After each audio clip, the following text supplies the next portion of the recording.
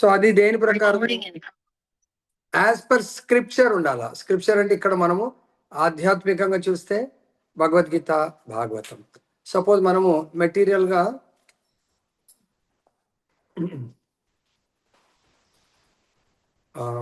ఇప్పుడు మనం ఏదన్నా ఇంటర్మీడియట్ ఉంది అనుకోండి, సైన్స్ ఉంది. ఆ సైన్స్లో మనకేదైతే సిలబస్ ఉందో దాని ప్రకారం మనం ప్రిపేర్ అవ్వాలా. ఎగ్జామ్లో మన సిలబస్లో ఏమవుతుందో దాన్ని ప్రజెంట్ చేయాలి. అప్పుడు మనకి ఏమొస్తుంది, 100% మార్క్స్ వస్తాయి. ఇప్పుడు మ్యాథమెటిక్స్ కొంతమందికి 100కి 100 మార్క్స్ వస్తాయి. ఎలా? సో మనకు ఆ సబ్జెక్ట్లో ఆన్సర్ కొరకు ఏవైతే స్టెప్స్ ఉన్నాయో యాజ్ ఇట్ ఈస్ చేస్తే యాజ్ ఇట్ ఈస్ మార్క్స్ వస్తాయి. మ్యాథమెటిక్సే కాదు, ఈరోజు ఇంగ్లీష్లో కూడా వస్తాయి. ఎందుకు?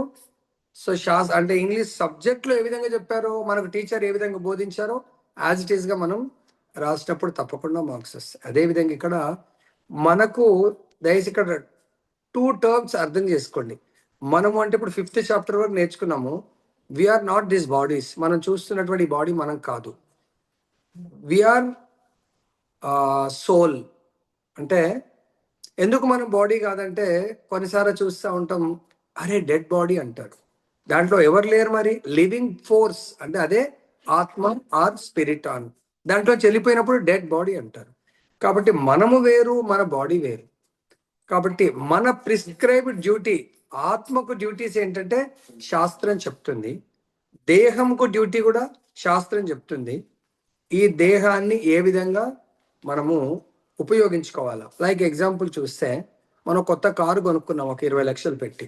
ఓకే, మనం కారులో కూర్చుండి నడిపించుకుంటూ వెళ్ళాలా.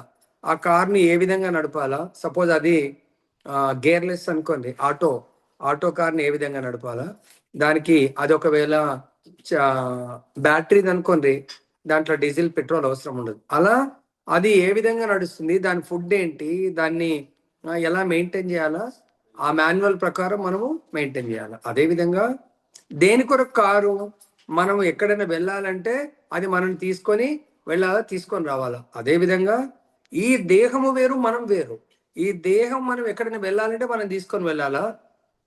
మరి అది మనం ఎక్కడ వెళ్ళాలి, మళ్ళీ తిరిగి ఇటువంటి కష్టాలు బాధలు ఉన్న ప్లేస్కి తీసుకురాకుండా మనను ఈ దేహం తీసుకెళ్ళాల. దాని కొరకు మనం ఎటువంటి కర్మలు చేయాలా, ప్రిస్క్రైబ్డ్ శాస్త్రాల్లో చెప్పినటువంటి కర్మల్ని మనం చేయాలి. డ్యూటీఫుల్లీ పర్ఫార్మ్ ఈజ్ ప్రిస్క్రైబ్డ్ వర్క్. అటువంటి వాళ్ళని ఏమంటారు, ఈజ్ ఎ రియల్ సన్యాసి అండ్ ఎ ట్రూ యోగి. అర్థమైందా? రియల్ సన్యాసి ఎవరైతే శాస్త్రం, లైక్ మన భగవద్గీత వీఆర్ లెర్నింగ్, భగవద్గీతలో చెప్పిన ప్రిన్సిపల్స్ ఒకవేళ మనం పాటిస్తే మనం we are nothing but real yogi and sannyasi. నా నిరగ్నిర్ నా చాక్రియ, not he who lights no fire and not he who performs no work. సన్యాసి అంటే నేనేం పని చేయను, నేనేం అసలు నిప్పు ముట్టించను అనేవాడు నిజమైనటువంటి యోగి కాదు అని మనకి ఇక్కడ చెప్తున్నారు. ఎవరు మరి? కృష్ణ భక్తి భావనలో ఆత్మ యొక్క ప్రిస్క్రైబ్డ్ డ్యూటీ ఏంటంటే we should work for the pleasure of Krishna, we should work in a Krishna conscious. కృష్ణుడి యొక్క సంతృప్తి అంటే భగవంతుడికి సంతృప్తి పరిచే విధమైనటువంటి పనిని మనం చేయాలి. ఒకవేళ భగవంతుడికి తృప్తికరమైనటువంటి పని చేయనట్టయితే మనము నిజమైనటువంటి యోగి కాదు. అంటే లైక్ మీకు ఆల్రెడీ చాలాసార్లు ఎగ్జాంపుల్ చెప్పాను. మనం ఒక డ్రైవర్ని, కారు కొన్నాము, మనకు డ్రైవింగ్ రాదు, వచ్చినా మనం బిజీ ఉంటాం కాబట్టి మనం ఒక డ్రైవర్ని పెట్టుకున్నాం. ఆ డ్రైవరు మన కారుని, మనని, మన ఫ్యామిలీ ఎక్కడికి వెళ్ళాలంటే అక్కడికి తీసుకెళ్ళాలి. లేదు ఆయన ఇష్టానుసారం తీసుకెళ్తే is not a driver. So ఆయన మన కొరకు పని చేస్తున్నట్టు కాదు. అదేవిధంగా ఈ దేహంలో డ్రైవర్ అనే ఇంటెలిజెన్స్ ఉంది. ఆ ఇంటెలిజెన్స్ అనే డ్రైవరు ఈ దేహాన్ని మన కొరకు ఉపయోగించాలి. అర్థమైందా? మన కొరకు అంటే మనం ఎవరి కొరకు? భగవంతుడి కొరకు మనం వర్క్ చేయాలి. చాలాసార్లు ఎగ్జాంపుల్ ఎట్లా అంటే, మనం ఒక పెద్ద ఆఫీస్లో మంచి జాబ్ వచ్చింది, కంపెనీ మనకు కార్ ఇచ్చింది, ఒక డ్రైవర్ని ఇచ్చాడు. అర్థమైందా? సో మనం ఎవరి కొరకు పని చేస్తాం? ఆ కంపెనీ ఓనర్ కొరకు మనం పని చేస్తాం. మన కొరకు ఎవరు పని చేయాలా? డ్రైవర్ విత్ కార్ మన కొరకు పని చేయాలి. ఎందుకు? ఆ కారు డ్రైవర్ని మనం ఆఫీస్ వర్క్ కొరకు ఇచ్చారు. ఓకే, కాబట్టి మనం దాని పర్సనల్ కొరకు యూజ్ చేస్తే ఆఫీస్కి ఒకవేళ తెలిస్తే మనకు ఆ ఫెసిలిటీ తీసేస్తాడు. అర్థమైందా? ఫెసిలిటీ కాదు, మన జాబ్ నుంచి కూడా తీసే అవకాశం ఉంటుంది. కాబట్టి మనం ఏం చేయాలి మరి? ఆ ఫెసిలిటీని for the pleasure of company అలా యూజ్ చేయడం వల్ల they are giving the salary. అదే విధంగా if we work for the pleasure of Krishna with this body, then what we are going to get next life? మనకు ఇటువంటి జన్మ, మృత్యువు, ముసలితనము, వ్యాధులు, ఈ 4 సమస్యలతో కూడుకున్నటువంటి దేహం రాదు. జన్మ రాహిత్యం అంటే ముసలితనం, జన్మనే ఉండదు, ఇంకా మనకు ఓల్డేజ్ ఉండదు, డిసీజ్ ఉండదు, మృత్యు ఉండదు. అటువంటి దేహాన్ని we are going to get with this work. దాని కొరకు మనం ఏం చేయాలంటే, ఇప్పుడు ఒక కంపెనీలో మనము చాలా ఫైనాన్షియల్ క్యాష్ డీల్ చేస్తూ ఉంటాం. అది కేవలం కంపెనీ కొరకు పనిచేస్తూ ఉంటే మనకు చాలా పేరు వస్తుంది. ఆ పేరు కూడా కంపెనీ కొరకే. మరి అటువంటి స్థితికి రావాలంటే ఈ శ్లోకంలో మీ దగ్గర భగవద్గీత ఉంటే చూడొచ్చు. ఫస్ట్ శ్లోకంలో చైతన్య మహాప్రభు చెప్తున్నారు, నా ధనం నా జనం నా సుందరీం కవితాం వా జగదీశ కామయే మమ జన్మని జన్మనీశ్వరే భవతాత్ భక్తి రహితుకి త్వయి. ఓ జగదీశ, మనం భగవంతుని ఏం ప్రార్థన చేయాలంటే, నాకు ధనం పట్ల ఎక్కువ ఆసక్తి ఉండకూడదు, పేరు ప్రతిష్ట పట్ల ఆసక్తి ఉండకూడదు, మంచి మంచి అమ్మాయిల పట్ల కానీ అబ్బాయిల పట్ల కానీ ఆసక్తి ఉండకూడదు. నాకు కేవలము నీ యొక్క సేవ పట్లనే ఆసక్తి ఉండాలా. ఎందుకంటే ఇలా మనం ఏదైనా కంపెనీలో చేస్తున్నప్పుడు కంపెనీకి డెడికేటెడ్గా పని చేయాలా. అక్కడ ఉన్నటువంటి వ్యక్తుల పట్ల కానీ, సో అక్కడ ఇంకా అడిషనల్గా చాలా మంది చాలా రకాలుగా డబ్బులు సంపాదించాలని ప్లాన్ చేస్తే అటువంటిది ఉండకూడదు. మనకు కేవలం కంపెనీ అనుకోండి, తర్వాత ఇక్కడనేమో మనం యాజ్ అ సోల్ భగవంతుని సేవించడానికి మనము ఉపయోగించాలి. తర్వాత నెక్స్ట్ శ్లోకంలో చెప్తున్నారు ఇక్కడ,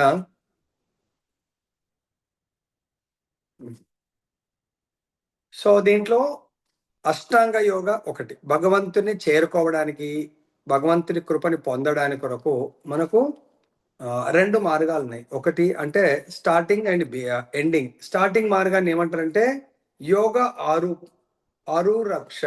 అరురుక్ష. రెండవది అంటే బిగినింగ్ ఆఫ్ అష్టాంగ యోగ. రెండవది యోగ ఆరూఢ. సో అష్టాంగ యోగ అంటే 8 స్టెప్స్ ఉంటాయి అన్నట్టు. Number 1 8 limbs of Ashtanga Yoga. Number 1 Yama, number 2 Niyama, number 3 Asana, number 4 Pranayama, number 5 Dharana, ధ్యాన,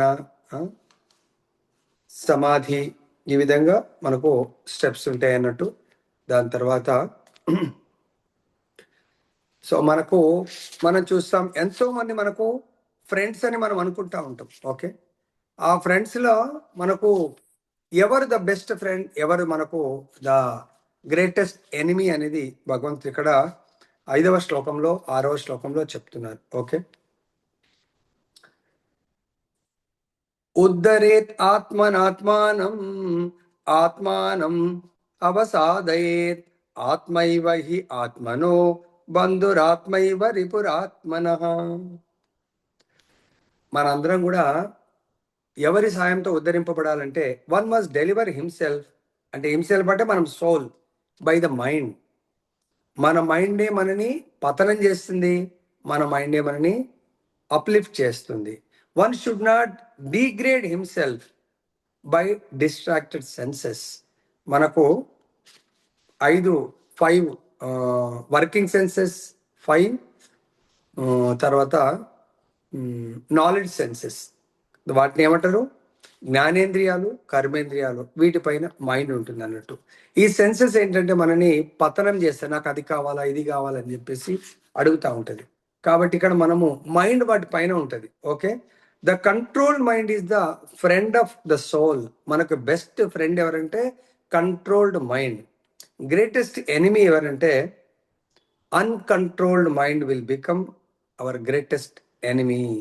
కాబట్టి మనం మరి బయట ఉన్న శత్రువులను మనము తట్టుకోగలుగుతామేమో, కానీ మన లోపలనే మనకి ఎప్పుడు మన మాట వినటువంటి మైండ్ని మనం కంట్రోల్ చేసినట్టు అవుతే మన సెన్సెస్ కూడా కంట్రోల్ అవుతాయి. లేదంటే మనకంటే నాకు మనసు బాగాలేదు. So mostly divorce, suicide, accidents, తర్వాత ఇంకా చాలా మటుకు గొడవలు పడటం దేంతోనని అన్కంట్రోల్డ్ మైండ్. సో ఫ్యామిలీలో రిలేషన్స్ విడిపోవటము, ఒకవేళ మన మైండ్ కంట్రోల్ ఉందనుకోండి, వర్స్ట్ సిచ్యువేషన్లో కూడా కంట్రోల్, భగవద్గీత ద్వారా మనకు మైండ్ కంట్రోలింగ్ పవర్ వస్తుంది అన్నట్టు. దాని ద్వారా మనం ఫ్యామిలీలో యునైట్గా ఉంటాం, ఫ్రెండ్షిప్ ఉంటాము.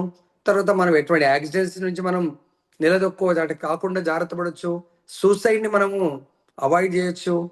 ఇలా ఎన్నో రకాలైనటువంటి బెనిఫిట్ ఉంటుంది. లైక్ దీనికి మనకు పెద్దలు ఏం చెప్తారంటే, a mind is nothing but one knife. If a knife is in the hands of doctor, that knife can save a person. If the same knife is in the hands of thief, అంటే దొంగల చేతిలో ఉందనుకోండి, so that same knife can kill the person. So కాబట్టి మన మైండ్ని మనం ఎప్పుడు కూడా బెస్ట్ ఫ్రెండ్గా పెట్టుకోవాలా. మనం దాన్ని కంట్రోల్ చేయకపోతే, అది మనల్ని కంట్రోల్ చేస్తే మనం పతనం అయిపోయే అవకాశం ఉంటుంది. సో యోగి చూడండి, ఫుల్గా ధ్యానంలో ఉన్నాడు. ఎవరి మీద? పరమాత్మ ఎందు ధ్యానంలో ఉన్నాడు. నెక్స్ట్ చాలా అద్భుతమైనటువంటి శ్లోకాస్ ఇవి. Symptoms of a person in a యోగారూఢ స్టేజ్. జితాత్మన ప్రసంతస్య. Control the mind. అంటే మనకు ఈ మైండ్ని కంట్రోల్ చేయడం వల్ల, ఎవరైతే మైండ్ని కంట్రోల్ చేయడం అంటే జితేంద్రియ అంటే జయిస్తారో, వాళ్ళు చాలా సులభంగా అటైన్ ట్రాంక్వాలిటీ, అంటే వాళ్ళు శాంతిని పొందగలుగుతారు. ఏ విధంగా? Completely approached the super soul. ఎవరి మైండ్ కంట్రోల్గా ఉంటుందో, they can easily approach the lord, super soul or Krishna. ఎప్పుడైతే మీరు మైండ్ కంట్రోల్ చేసుకొని భగవంతుని అప్రోచ్ చేయడం వల్ల, భగవంతుని చేరుకోవడం వల్ల మన మైండ్ కంట్రోల్ అవుతుంది. మైండ్ కంట్రోల్ అవ్వడం వల్ల నాకే what is the benefit I'm going to get అని మనకు అనిపించవచ్చు. అప్పుడు ఏమవుతుందంటే, న్యూట్రల్ టు ఆల్ డ్యుయాలిటీస్. మనము డ్యుయాలిటీస్ ఏంటి? ద్వంద్వాలు, heat and cold, physical level dualities, happiness and distress, mental level dualities, honour and dishonour, egoistic level. మనందరం కూడా ఫైట్ చేసుకునేది, డైవోర్స్ అయ్యేది, తర్వాత ఒకరికొకరు ఎనిమీస్గా మారేది ఇదే అన్నట్టు, ఈగోయిస్టిక్. అర్థమైందా? తర్వాత నాకు కష్టం వచ్చినప్పుడు ఎవరు నన్ను ఆదుకోలేదని ఆ విధంగా మనము వేరే వాళ్ళతో విడిపోయే అవకాశం ఉంటుంది. తర్వాత జ్ఞాన విజ్ఞాన తృప్తాత్మ, satisfied in shastric knowledge and realisation. So మనందరం కూడా ఇది ఎప్పుడు వస్తుంది మరి? డ్యుయాలిటీ వీటిని కంట్రోల్ చేయడం అనేది మనం ఎప్పుడైతే గీత అండ్ భాగవతం, భగవద్గీత జ్ఞానాన్ని, వెన్ యూ గెట్ ద జ్ఞాన విజ్ఞాన, with this help you will always satisfied with self realisation.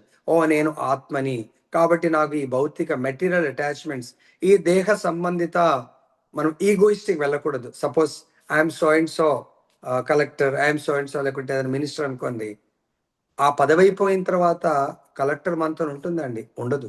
ఆ పదవి వేరే వాళ్ళ దగ్గరికి వెళ్ళిపోతుంది. కాబట్టి you must feel always you are the soul.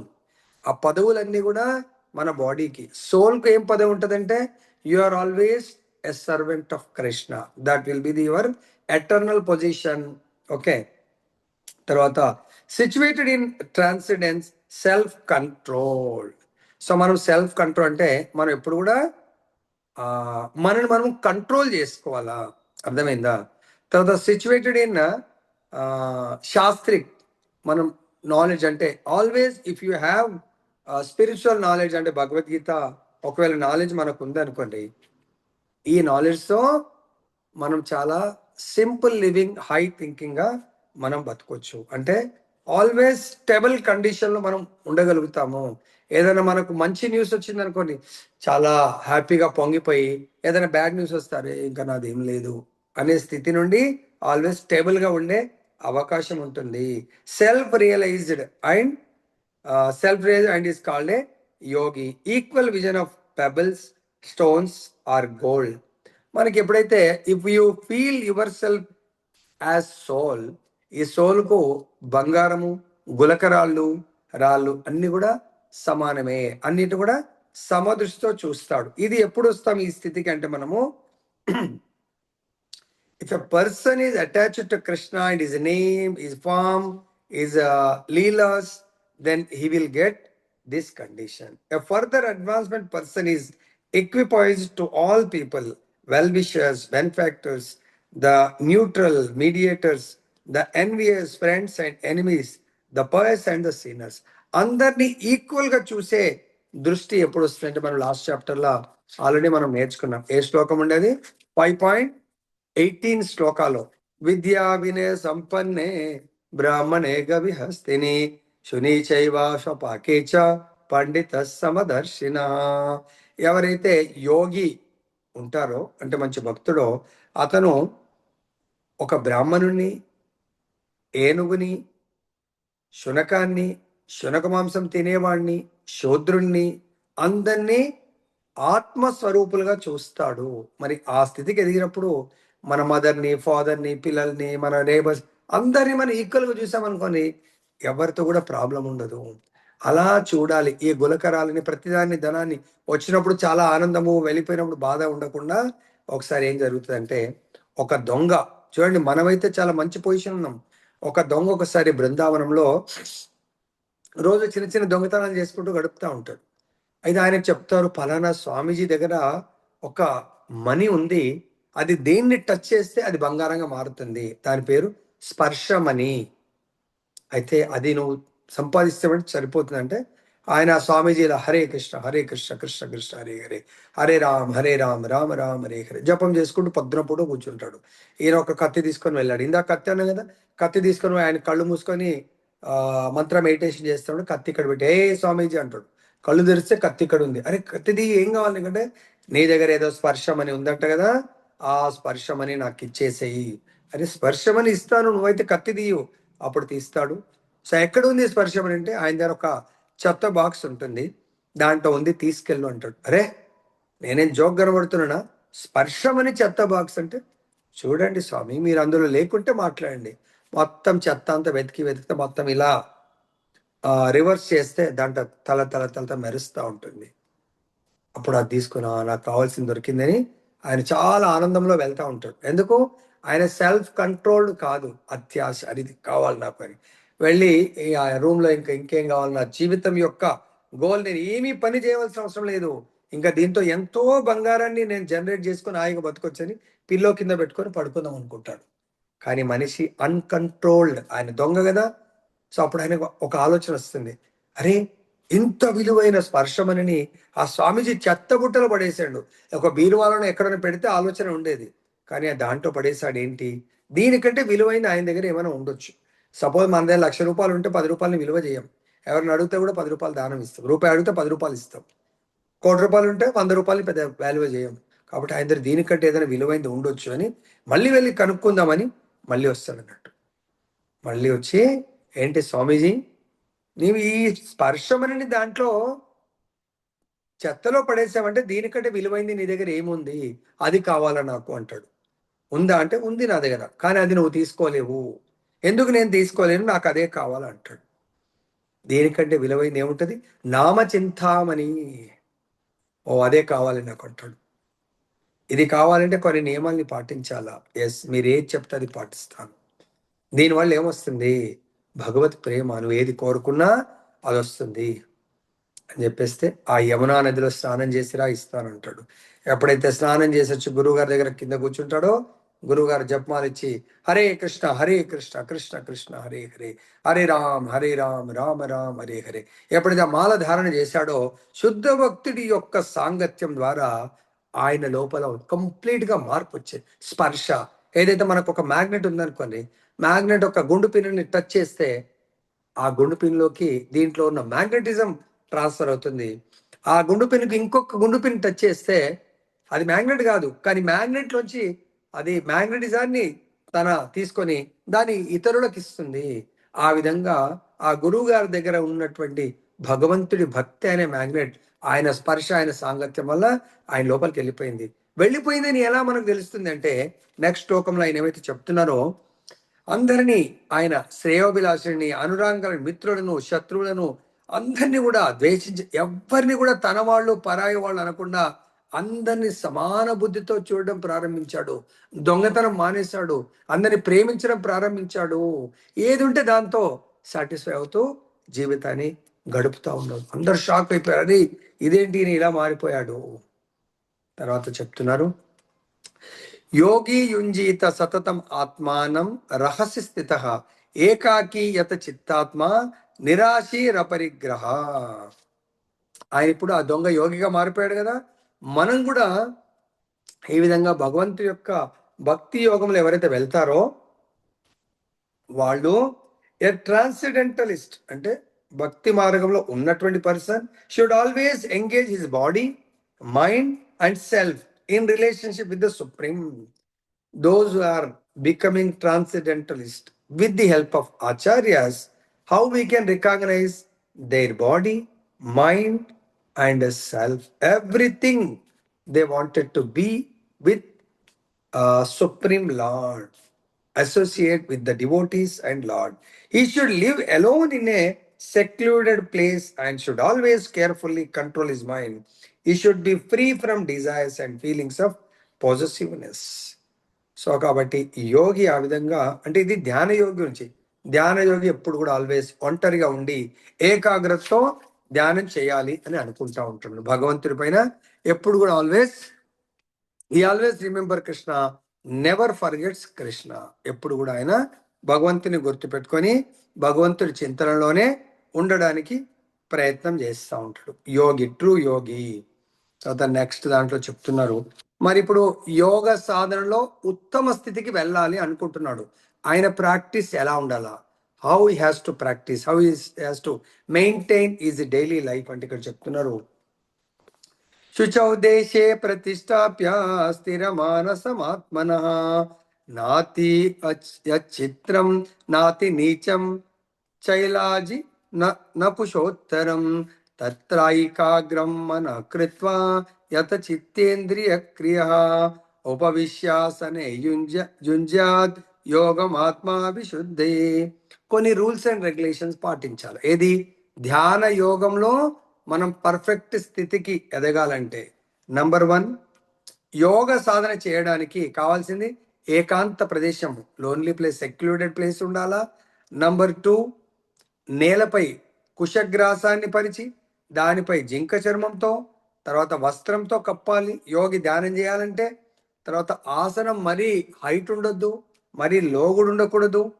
తర్వాత పవిత్రమైన స్థానం అంటే తీర్థస్థానం అయి ఉండాలి, లైక్ బృందావన్, మథుర, లేదంటే హరిద్వార్, రిషికేష్, బద్రీనాథ్, ఈ విధంగా పుణ్య స్థలాలు అయి ఉండాలా. తర్వాత యోగిపై దానిపై స్థిరంగా కూర్చుండి మనస్సు ఇంద్రియాలను నిగ్రహించి ఏకాగ్రతతో ధ్యానం చేస్తూ ఉండాలి. ఇది ఈ ధ్యాన యోగి ఈ విధంగా ధ్యానం ప్రారంభించాల. తర్వాత తన పోస్టర్ని ఎలా పెట్టుకోవాలా చూడండి, పోస్టర్ ఎలా ఉండాలనేది ఇక్కడ చెప్తున్నారు. మనిషి తన శరీరం ఇట్లా స్ట్రైట్గా ఉండాలన్నట్టు. తర్వాత మెడను ఇట్లా నిటారుగా పెట్టాలా. తర్వాత శిరమును నిటారుగా, ఒక సరళ రేఖ, 3 హెడ్, మెడ, తర్వాత ఈ బాడీ మొత్తం స్ట్రైట్గా ఉండాల.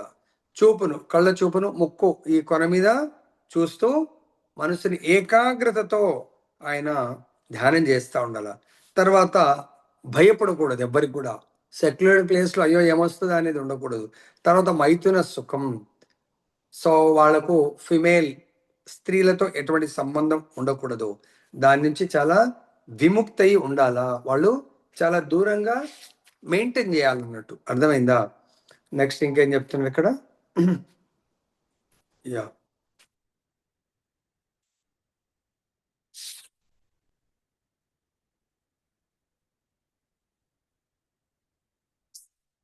15 శ్లోకం. ఒకవేళ ఈ విధంగా మెయింటైన్ చేస్తూ దేహము, మనస్సు, కర్మలు నిరంతరం అదుపు చేయడాన్ని సాధన చేసిన యోగి నియంత్రిత మనస్సు కలవాడై భౌతిక అస్తిత్వాన్ని ఆపివేయడం.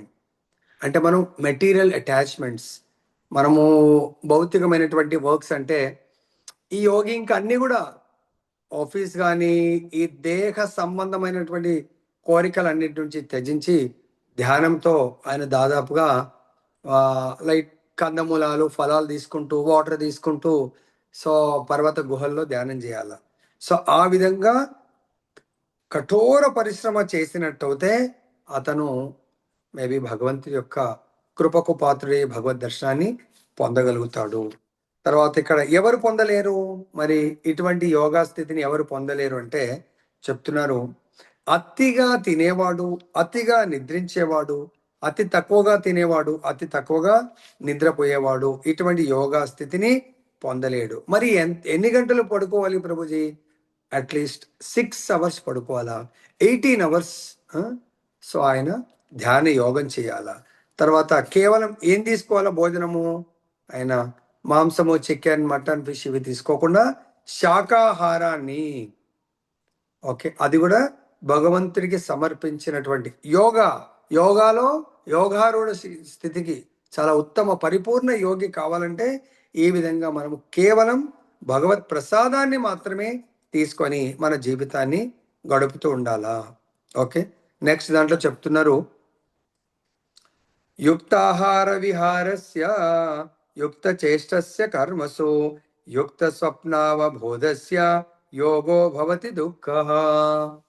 ఆహారము, నిద్ర, విహారము, పనుల అలవాట్లను క్రమపరచగలిగిన వాడు యోగ సాధన ద్వారా సమస్త భౌతిక క్లేశం, అంటే దీన్ని మన డే టు డే లైఫ్లో కూడా అలా అనువదించుకోవచ్చండి. మనం సపోజ్ స్టూడెంట్, వీటి ఎంత సింపుల్గా నేను ఆహారం కడుపు నిండా రోజు బిర్యానీ తింటే 6 గంటలు కాదు కదా 12 గంటలు పడుకోవాల్సి వస్తుంది. ప్లస్ శరీరం కూడా లావు అవుతుంది.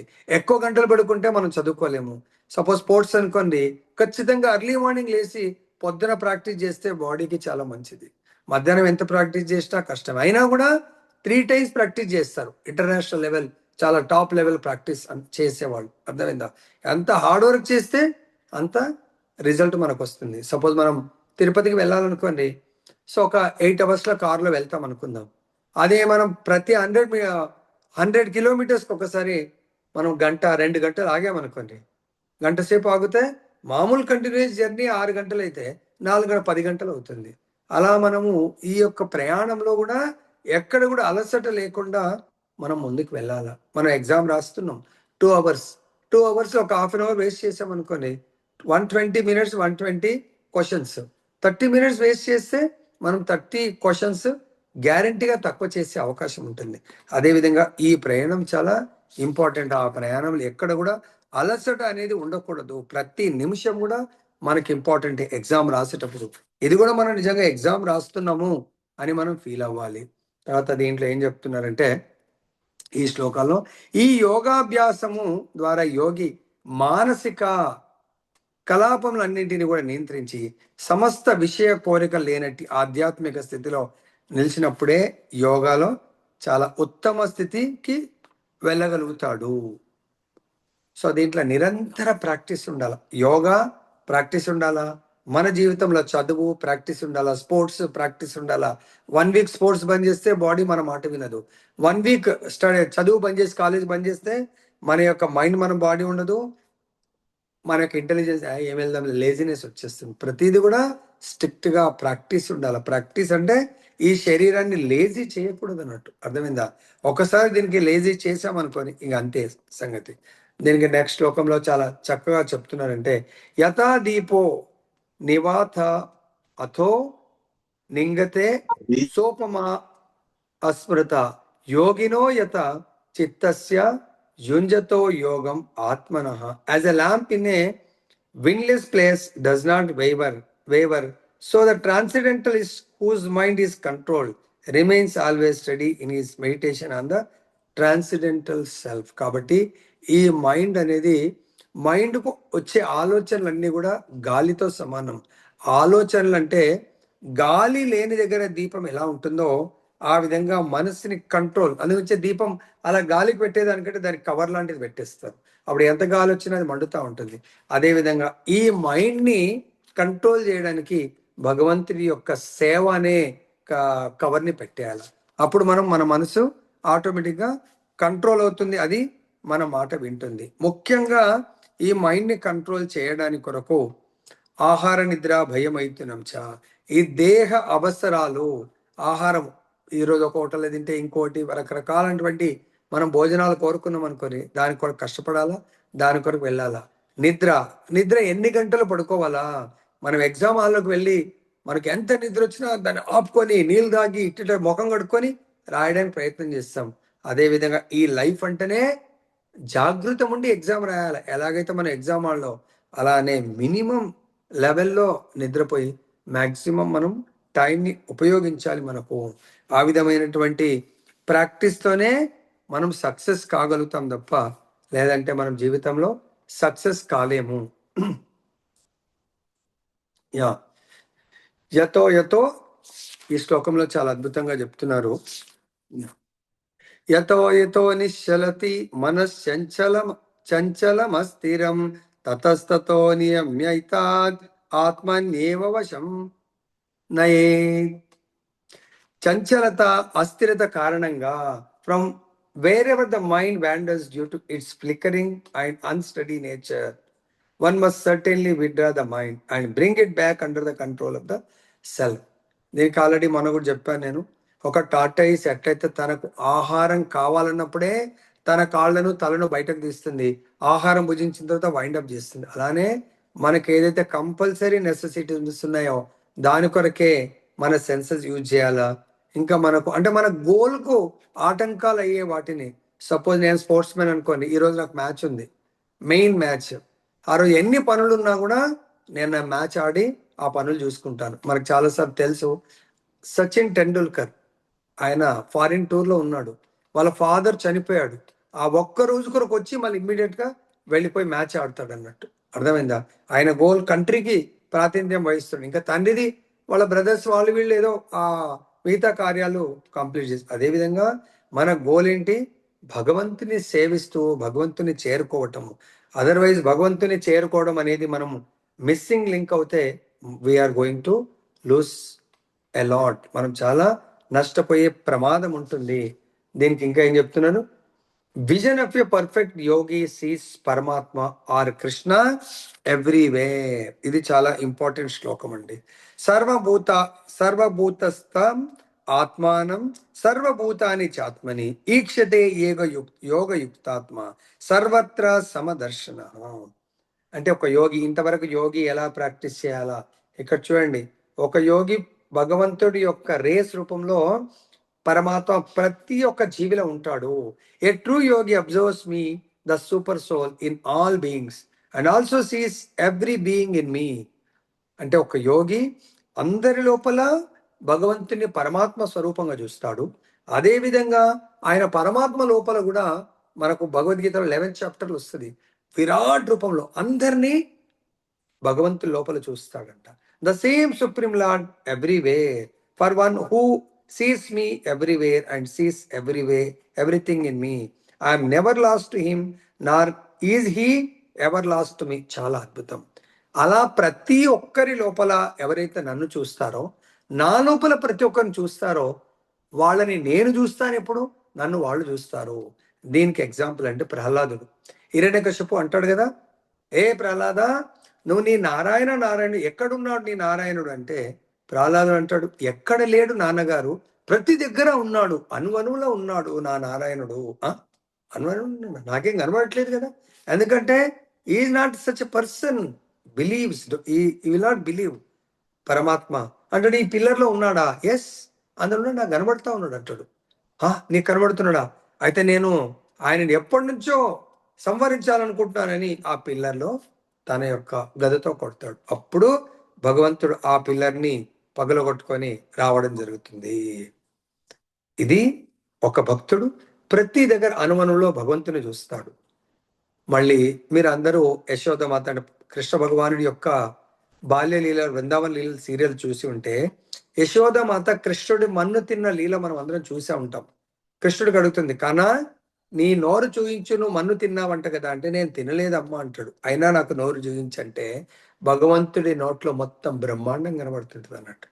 ఆ బ్రహ్మాండం లోపల ఇండియా కనబడుతుంది, దాని లోపల ఉత్తరప్రదేశ్, దాని లోపల గోకుల్, దాని లోపల కృష్ణుడు వాళ్ళ ఇల్లు, దాని లోపల యశోదమ్మ, మళ్ళీ దాని లోపల కృష్ణుడు కనబడుతున్నాడు. ఈ బ్రహ్మాండం ఆయన లోపల ఉంది. మరి బ్రహ్మాండంలో ఆయన కూడా ఒక లీల చేస్తుంది కదా, ఆ లీల కూడా కనబడుతుంది. అది భక్తుల యొక్క గొప్పతనం. భక్తులు నన్ను ఏ విధంగా చూస్తారో నేను వాళ్ళని అదే విధంగా చూస్తాను. నేను భక్తులకు కనబడతాను, నాకు భక్తులు కూడా ఎప్పుడూ కనబడతారు అని భగవంతుడు ఇక్కడ చెప్పడం జరుగుతుంది. నెక్స్ట్ 34. ఇది చాలా చాలా ముఖ్యమైన శ్లోకం అండి. ఇది మనం నేర్చుకోవాల్సినటువంటి శ్లోకము. చంచలం హి మన కృష్ణ ప్రమాతి బలవదృఢం తస్యాహం నిగ్రహం మన్యే వాయోరివ సుదుష్కృతం. అర్జునుడు అడుగుతున్నాడు, Krishna, the mind is restless, turbulent, obstinate and very strong, O Krishna, and to subdue it, I think, is more difficult than controlling the wind. Krishna, గాలినన్నా నా యొక్క ధనుర్విద్యతో కానీ నా శక్తితో కంట్రోల్ చేయగలుగుతానేమో, కానీ ఈ చంచలమైనటువంటి కల్లోలితమైనటువంటి మొండి పట్టు కలదైనటువంటి బలవత్తరమైనటువంటి ఈ మనస్సుని కంట్రోల్ చేయడము చాలా కష్టం అనిపిస్తుంది అని చెప్పేసి ఎవరు? అర్జునుడు కృష్ణుడు అంటాడు. కాబట్టి మనకు కూడా అందు గురించే ప్రపంచంలో చాలా చూస్తూ ఉంటాం. మైండ్ ఒక్కోసారి మ్యాక్సిమం అవుట్ ఆఫ్ కంట్రోల్ అయిపోతూ ఉంటుంది. అర్థమైందా? మనకు దీనికి భగవద్గీతలో కూడా ఒక పిక్చర్ ఉంటుంది. ఈ దేహాన్ని రథంతో చూపిస్తారు. ఈ దేహం అనే రథంలో మనమనే ఆత్మ ఒక ప్యాసింజర్ లాగా, ఓనర్ లాగా కూర్చుంటాడు. సో మరి ఈ రథానికి 5 నాలెడ్జ్ సెన్సెస్ అంటే జ్ఞానేంద్రియాలు ఉంటాయి. ముక్కు, కళ్ళు, చెవులు, నోరు, తర్వాత టచ్. దీనికి మైండ్ అనేది ఈ నడిపే సాధనం లాగా ఉంటుంది అన్నట్టు. కాబట్టి దీన్ని కంట్రోల్ చేయడం చాలా కష్టంగా ఉంది కృష్ణ అని చెప్పేసి అర్జునుడు అంటే, మనం కూడా అదే, ఇప్పుడు మన మైండ్ కూడా కంట్రోల్ చేయలేకపోతున్నాము. భగవంతుడు దానికి సమాధానం చెప్తున్నాడు, కంట్రోల్ ఎలా చేయొచ్చు. అసంశయం మహాబాహో, O mighty armed one, it is undoubtedly, నువ్వు చెప్పింది కరెక్టే, అన్డౌటెడ్లీ మనో దుర్నిగ్రహం చలం, very difficult to curb the restless mind. Correct, ఈ రెస్ట్లెస్ మైండ్ ని, చంచలమైనటువంటి మనసుని కంట్రోల్ చేయడం కష్టమే. కానీ అభ్యాసేన తు కౌంతేయ వైరాగ్యేన చ గృహ్యతే. But Arjuna, by suitable and repeated practice and by detachment, one can control the mind. అంటే రెగ్యులర్ సాధన ద్వారా మైండ్ని కంట్రోల్ చేయొచ్చు, కానీ ఇంపాసిబుల్ అని మాత్రం మనం అనలేము. ఎందుకంటే ఆ ఇంపాసిబుల్ ఎలా కంట్రోల్ చేయొచ్చు అంటే బై రెగ్యులర్ ప్రాక్టీస్. ఏం ప్రాక్టీస్ అది? భగవంతుడు మనకు ప్రాక్టీస్ చేయడానికి 9 ప్రాసెస్ ఇచ్చాడు. భక్తి యోగ ప్రాక్టీస్. దాంట్లో మొదటిది శ్రవణం. భగవంతుడి యొక్క కథ మనం రెగ్యులర్గా విన్నట్టయితే మన మైండ్ కంట్రోల్ అవుతుందంట. అంటే మనం ఏది వింటే దాన్ని కోరుకుంటాం జనరల్గా. అర్థమైందా? చిన్నపిల్లలు 10th క్లాస్ అప్పుడు, లేకపోతే హై స్కూల్, అరే ఇంజనీరింగ్ చదివితే బాగుంటుంది, మెడిసిన్ చదివితే బాగుంటుంది అని పిల్లలు మాట్లాడుకో మైండ్లో అలానే ఉందనుకోండి. వాళ్ళు 10th అయిపోగానే మనం అంటాం డాక్టర్ చదవటం లేదు, నేను ఇంజనీరింగ్ అవుతా. ఎందుకు? మా ఫ్రెండ్స్ అందరూ ఎంపీసీలో జాయిన్ అవుతున్నారు. వాళ్ళ 3 years విని విని విని వాళ్ళ మైండ్లో అది కూర్చుండిపోయింది. అదే వాళ్ళు మండిపడుతూ నేను ఇంజనీరే అవుతా అంటారు. ఇంజనీరింగ్లో కూడా వాళ్ళ ఫ్రెండ్స్ అందరూ ఏది పోతే వాళ్ళ మైండ్ అదే అంటుంది. అదేవిధంగా ఇక్కడ ఒక చిన్న లీల మనం ఇక్కడ చర్చిద్దాం. ఒకసారి మీ అందరు వింటున్నట్టే ఒక దొంగ, ఇదైతే ఆన్లైన్, ఆఫ్లైన్లో ఇలా గురువు గారు చెప్తుంటే అందరి సమక్షంలో వింటున్నాడంట. ఎందుకు వచ్చాడు దొంగ? దొంగతనం చేయడానికి. అరే ఇక్కడైతే చాలా మంది ఉంటారు, రాత్రి ప్రోగ్రామ్ అయిపోగానే మనకు కొన్ని నగలు కొట్టేసుకొని వెళ్ళిపోవచ్చు రష్లో అని వస్తాడు. దూరంగా ఇలా వింటుంటాడు. అప్పుడు ఆ గురువు గారు కథామృతంలో ఏం చెప్తాడంటే, యశోదమ్మ చిన్ని కృష్ణుడికి చాలా గొప్ప గొప్ప గోపాలకు నగలతో అలంకరిస్తుంది. బ్రాస్లెట్స్, తర్వాత నడుముకు చాలా గొప్ప బంగారు నగలు, వజ్ర వైడూర్యాల హారాలతో అలంకరిస్తుంది అని చెప్పేసి వింటాడు. ఓ, ఎక్కడ ఉంటుంది ఇది? బృందావనం, గోపాల్ గోకుల్లో ఉంటాడు. యశోదమ్మ మంచి అలంకరిస్తుంది అంటే కథ మొత్తం విని పక్క వాళ్ళకి అడుగుతాడు అయిపోయేటప్పుడు, అరే ఈ చిన్న చిన్న గొలుసులు ఎందుకు? చిన్న బాలుడు ఆయన వెళ్ళి మళ్ళీ ఆడుతూ ఉంటాడంట కదా, ఆ గోపాల్ నగులు కొట్టేస్తే అయిపోతుంది కదా అని చెప్పేసి వేరే వాళ్ళకి అడిగి, ఎక్కడ ఉంటుంది అంటే ఇది గోకుల్లో ఉంటుంది. అది ఎక్కడంటే బృందావనం. ఇంకా ఆయన అదే రోజు నుంచి వెళ్ళిపోతాడు. ఇక గోపాల్ మర్చిపోతే మళ్ళీ ప్లేస్. ఇప్పుడంటే లొకేషన్ పెట్టుకుంటాం వెళ్ళిపోవచ్చు, ఇది అప్పటి కాలం. ఇది వెళ్ళిపోతాడు. అక్కడ యూపీ వచ్చింది, మథుర వచ్చింది, తర్వాత బృందావన్ గోకుల్కి వెళ్తాడు. సో ఇక్కడ గోపాల్ ఎక్కడ అంటే ఎక్కడ కనబడతాడండి? అయ్యో, ఆ గురుగారు చెప్పింది అబద్ధమా మరి? గోపాల్ లేడంటున్నారు వీళ్ళు. ఇట్లా యశోదమ్మనంట. అరే వాళ్ళందరూ నవ్వుతా ఉంటారు. రే యశోదమ్మ ఇక్కడే 5,000 సంవత్సరాల కింద, ఇప్పుడు ఎక్కడ ఉంది యశోదమ్మ? అవును, మన గురుగారు చెప్పాడు ఇప్పుడు కూడా రోజు యశోదమ్మ ఇలా తయారు చేసి చాలా ఏడుస్తాడు. అయ్యో నేను ఎంత కష్టపడి ఇక్కడికి వచ్చాను అంటే, ఎప్పుడైతే ఆయన ఏడుస్తూ గోపాల్ గురించి, గోపాల్ నీ గురించి వచ్చిన అంటే ఎందుకు వచ్చిండు? దొంగతనం గురించి. అప్పుడు చిన్ని గోపాల్ ప్రకటన అవుతాడంట. సో ఏంటి నీకు ఎవరు కావాలంటే గోపాల్ నువ్వే అంటే, చూస్తే ఆయన ఏదైతే వర్ణించాడో అలానే ఉంటాడు. గోపాల్ నువ్వు అంటే నేనే అంటాడు. నాకు నీ నగలిస్తావా అని అడుగుతాడు. అమ్మ మా అమ్మ కొడుతుంది, చిన్న అబ్బాయి. నేను నగలు ఇవ్వలేను అంటాడు. మరి నేను ఇంత కష్టపడి నీ గురించే నీ నగలు తీసుకోవడానికి వచ్చాను అంటే, నా నగల కొరకు వచ్చావంటే అవును అంటాడు. సరే తీసుకో అంటాడు. ఎప్పుడైతే భగవంతుడు ఇస్తా అంటాడో ఈయన లోపల పరివర్తన వచ్చింది. ప్రభు నాకు నీ నగలు కావద్దు, నువ్వే కావాలని చెప్పేసి ఆయన పాదాల మీద పడిపోతాడు. అన్నట్టు మైండ్ కంట్రోల్ అయిపోయింది. దొంగతనం నుంచి ఇది రెండో స్టోరీ.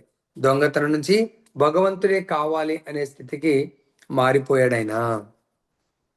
తర్వాత ఇక్కడ నెక్స్ట్ శ్లోకంలో ఏమంటారు?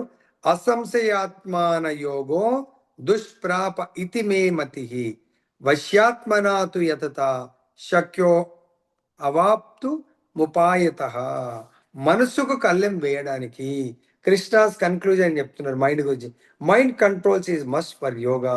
For one whose mind is uncontrolled, self realisation is difficult, but it is possible for one whose mind is controlled and who endeavours by appropriate means. ఇప్పుడు ధ్యాన యోగం చేయాలంటే అన్లెస్ అంటిల్ మైండ్ కంట్రోల్ చేయకపోతే ధ్యాన యోగ impossible. ధ్యాన యోగము చేయలేరు అని ఇక్కడ మనకు చెప్పడం జరుగుతూ ఉంది.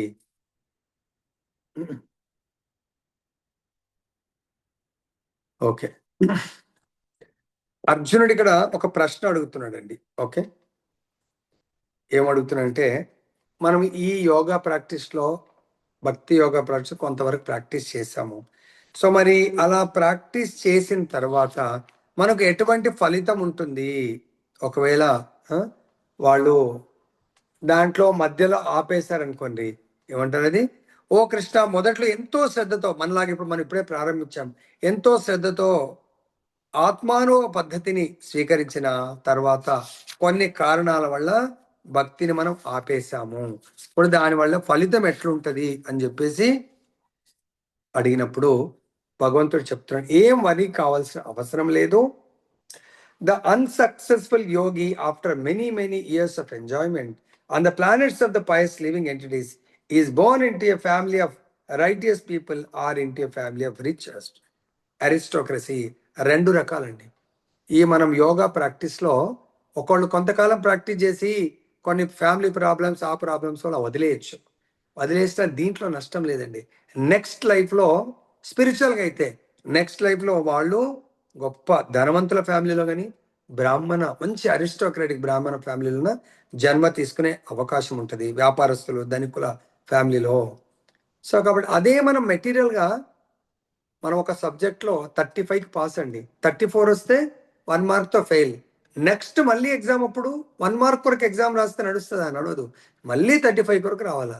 కానీ స్పిరిచువల్గా సపోజ్ మీరు ఒక 10% భక్తి చేసి వదిలేస్తే నెక్స్ట్ లైఫ్లో 11th% నుంచి స్టార్ట్ అవుతుంది. ఆ విధంగా మనము ఉన్నత లోకాలకు వెళ్ళి అనుభవించి మళ్ళీ వైష్ణవ కానీ లేకపోతే ధనికులు కానీ వ్యాపారస్తుల కుటుంబంలో మనం జన్మించే అవకాశం ఉంటుంది. ఒకవేళ ఇదే లాంగ్ టర్మ్ చాలా దీర్ఘకాలం భక్తి చేసి వాళ్ళు చనిపోతే గొప్ప భక్తులు ఆచార్యుల ఫ్యామిలీలో జన్మించి భగవంతుడి సేవ చేస్తూ భగవద్ధామము వెళ్ళే అవకాశం ఉంటుంది. తర్వాత ఇంకా లాస్ట్ 2 స్లైడ్స్ ఉన్నాయండి. ఓ కురునందన, అటువంటి జన్మను పొంది అతడు తన పూర్వ జన్మలోని దివ్య చైతన్యను పునరుద్ధరించుకొని పూర్ణ విజయం సాధించడానికి అధికమైన ప్రగతి కొరకు ప్రయత్నిస్తాడు. లాస్ట్ లైఫ్లో ఎక్కడైతే మనం స్టాప్ చేసామో అక్కడి నుంచి అంటే మనం అదే భౌతికంగా ఎక్కడ కూడా ఉండదండి. అర్థమైందా? సో భౌతికంగా ఏదైతుందో మళ్ళీ కంప్లీట్ మళ్ళీ స్టార్ట్ చేయాలి. కానీ స్పిరిచువల్గా ఏంటంటే ఎక్కడైతే మనం last life is previous life and he again tries to make further progress in order to achieve complete success. మన 100% భక్తిలో ముందుకు వెళ్ళడానికి కొరకు లాస్ట్ లైఫ్లో మనం ఎక్కడైతే వదిలేసామో అక్కడి నుంచే ప్రారంభం అవుతుంది అని చెప్పేసి మనకి ఇక్కడ భగవంతుడు వివరిస్తున్నారు. నెక్స్ట్ లాస్ట్ 2 స్లైడ్స్ ఉన్నాయండి. యోగ తపస్వి అంటే యోగుల యొక్క ఆర్డర్ చెప్తున్నారు. ఓకే, యోగి తపస్వి కన్నను అధికుడు.